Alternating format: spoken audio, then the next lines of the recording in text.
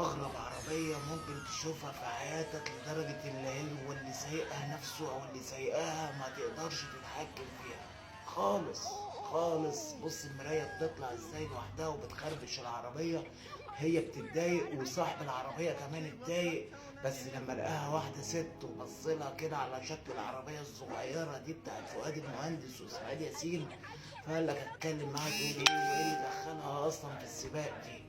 فهي كده كده خسرانة. ماشي مش هنتكلم معاها، احنا هننفذ على طول. بص العربية راحت من نفسها قفلت الإزاز ومحدش عارف يتحكم فيها خالص وداخلة سبق. وكمان الست فرحانة بقى بتقول لك أنا هدخل السبق وعارفة إن كده كده أصلا مش هتكسب. أمال الغريب والعجيب إن هي علمت على كل العربيات اللي باقية كلها، والجمهور كله ما بيشجعش إلا العربية الصغيرة دي. المهم خلينا في الموضوع اللي احنا مركزين فيه. طبعا الراجل ده ركب العربية بتاعته بيدور وبيجهز حاجته كلها في العربية. العربية الصغيرة دي طرطشت عليه شوية مية زي ما احنا شايفين كده. برضه الراجل ما اتضايقش وكبر دماغه.